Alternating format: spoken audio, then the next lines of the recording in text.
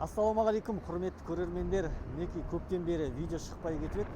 Жалпы YouTube каналға енді басқаша форматпенен видео шығарайын деп шештім. Жалпы өзім көлік алып сатып жүрмін қазір. Уже мынау үшінші көлігім сатып жатқан. Жалпы көлік сатуда пайда бар, сондықтан осы көліктерді алып сатып бастадым. Мінекей енді кезектегі көлік, осыны түсіруге шештім, видеоға салам. Жалпы формат қалай болады? Бұл жерде бұл көліктің барлық кемшіліктерін көрсетеміз. Бірінші форматында, екіншісінде жалпы жөндеп, соның барлық кемшіліктерін сіздің көзіңізше көрсетіп, барлығын жөндеп, жалпы өзінің кезекті иесіне сататын боламыз. Ендеше мынау Mercedes 320-лық 3.2 объем 2003 жылғы W211 деген модель. Бұда кемшіліктер болатын болса, өзіміз жақында алдық, жалпы кемшіліктері бар әрине. Бұда да коробкаде сәл жебет, жаңа холодныйда. Ал қызып кеткеннен кейін әдейі жүреді. Сосын сәл іркейтіні бар, бұны да қараймыз, мүмкін свечтер ма, жалпы толықтай диагностика өтеміз.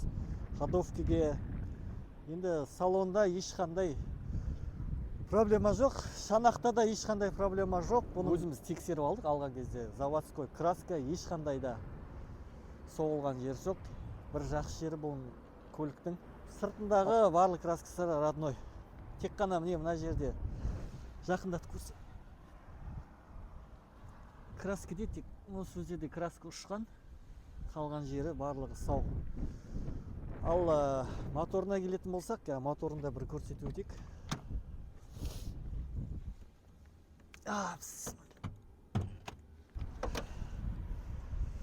Моторда қатты май басып атқан жер жоқ, барлығы таза.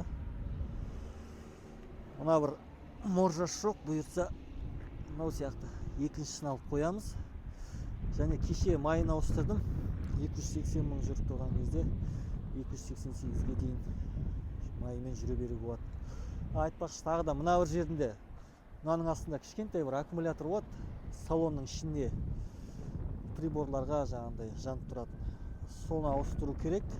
Негізгі аккумулятор ол артында тұр, ол барлығы жақсы жасап тұр. Сосын айтпақшы, тағы мына натяжитель. Ремень натяжителін ауыстыру керек, содан кішкене дауыс шығып тұр.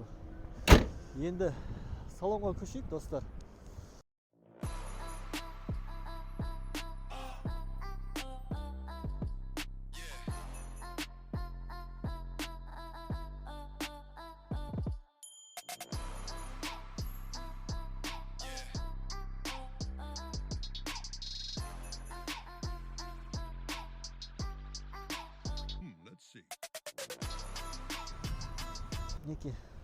Негізі көбісіне осы водительский отырғыш болады, кішкене бар міне.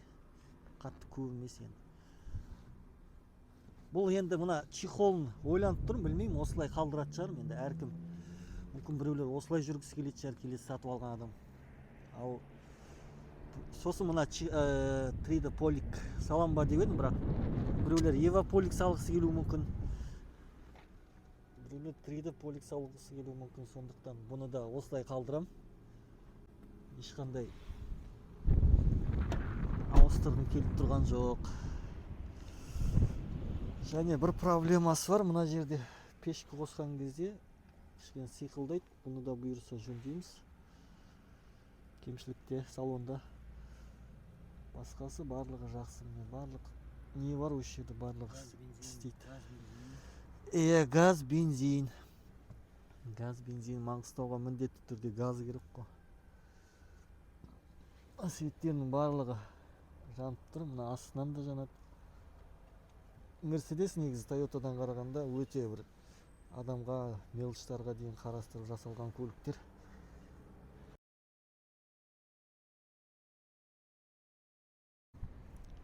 Жалпы мына 211-лік кузов 210-ға қарағанда негізі әдемі 211 лопариктер бар ғой, ол жалпақ кәдімгі. Ал мынау жинақы дизайны да өте әдемі. Ешқандай лишний шығып жатқан зат жоқ. Салоны да сондай тығыншықтай бір Майк Тайсонның денесі сияқты былай айтқанда. Алдынан да барлық жағынан да өте әдемі дизайны, өте бір сәтті шыққан дизайн деп ойлаймын. әдемі кузов 211. Артқы екі дөңгелегі желінген, ортасы желініп кеткен. Бұйырса бұны да ауыстырамыз. 75 мың дейді екі дөңгелек. Бұйырса соны алып саламыз. Ал достар, енді бұл бірінші часть YouTube каналға салатын. Енді келесі частьында Алла қаласа бұның барлығын жөндеп жатқандарын көрсетеміз. Диагностика жасап жатқанын көрсетеміз. Жаңағы салондағы вентилятор барлығын істеп жатқандарын көрсетіп, ешқандай мінсіз қылып сіздерге бағасымен айтып шығаратын боламыз. Ал ендіше осындай формат сіздерге ұнайтын болса, комментарияға жаза кетіңіздер, өздеріңіз ойларыңызды. Қош сау болыңыздар.